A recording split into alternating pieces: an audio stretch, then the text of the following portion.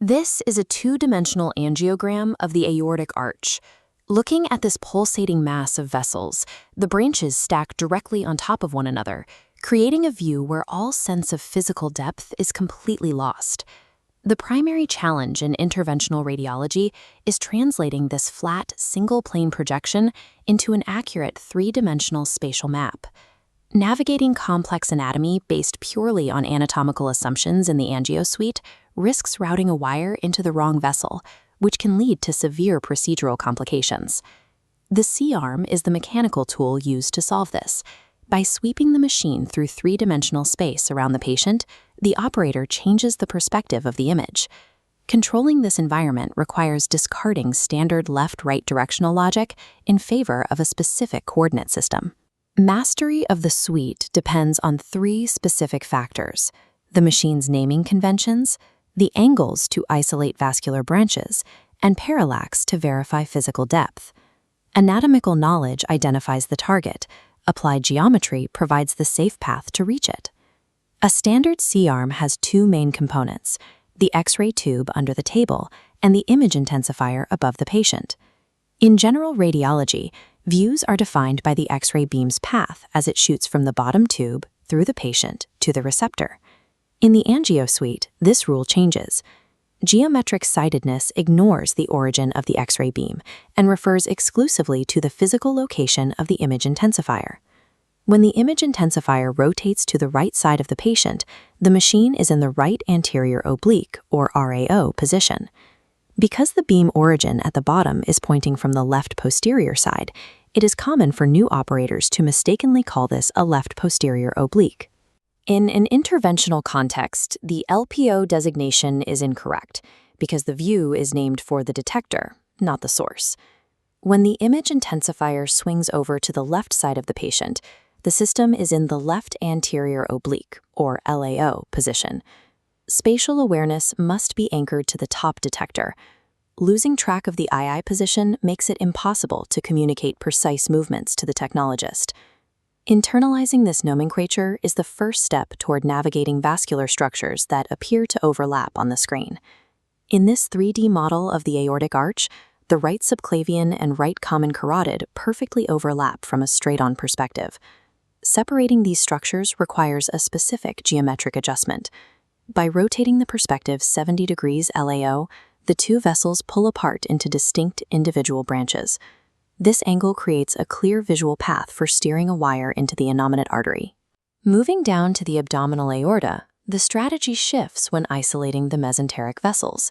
Because the mesenteric arteries exit anteriorly, profiling their origins requires sweeping from a lateral position to a steep RAO angle. The renal arteries require a different approach. Because they exit laterally, they are isolated by matching the C-arm angle to the side of the target vessel. To profile the origin of the left renal artery, place the machine in an LAO angle. The right renal artery generally requires an RAO angle, though a shallow LAO can serve as a functional alternative in some cases. Specific degrees of obliquity allow the operator to isolate anatomy that otherwise appears inaccessible. In the lower extremities, the rules for angulation depend on whether the target is at the level of the iliacs or the femorals. The iliac bifurcations follow a contralateral or opposite side rule. To separate the branches of the left iliac bifurcation, the detector is angled away from it using an RAO rotation. Similarly, unfolding the right iliac bifurcation requires positioning the machine in an LAO angle. At the level of the common femoral bifurcations in the legs, the geometry reverses to an ipsilateral or same-side rule. To separate the branches of the left common femoral artery, the operator moves the machine into an LAO angle. For the right common femoral bifurcation, the view is achieved with an RAO angle. Identifying whether a bifurcation requires an ipsilateral or contralateral oblique ensures the wire is routed into the correct branch. While endovascular navigation focuses on vessel branches, percutaneous needle placement requires a method for verifying exact physical depth. On a static two-dimensional fluoroscopic image, it is not possible to determine if a needle tip is superficial or deep to a target lesion. Operators use a technique called parallax to resolve this depth ambiguity without needing a 90-degree lateral view. In this cross-section, a target lesion is flanked by a superficial and deep needle, positioned between the X-ray tube and receptor. When tilting the image intensifier toward the patient's head, the superficial needle's projected shadow becomes shorter, while the deep needle's shadow appears longer. This occurs because objects closer to the moving X-ray tube shift more significantly on the projection plane than objects closer to the receptor. When tilting the receptor toward the patient's feet, the superficial needle's shadow lengthens, while the deep needle's shadow shortens. Tracking these dynamic length changes allows the operator to verify the needle tip's depth relative to the target. Using parallax allows the C-arm to provide depth-specific information, enabling the operator to confirm the exact location of the needle tip. Geometric and temporal rules also apply to image interpretation, specifically when distinguishing artifacts from actual disease. A common diagnostic error is mistaking harmless angiographic standing waves for fibromuscular dysplasia, or FMD. Standing waves, shown on the left, are a fluid dynamic phenomenon caused by contrast layering.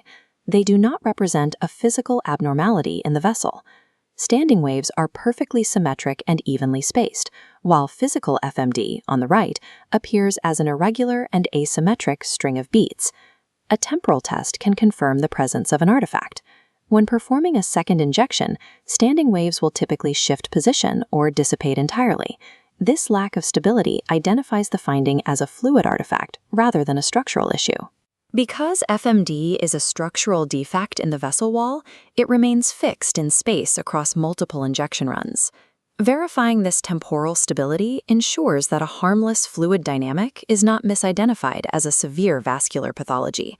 Accuracy in the interventional suite relies on the consistent application of geometric principles. By orienting to the intensifier, using specific angles to unfold anatomy, and applying parallax for depth, the operator maintains control over the spatial environment.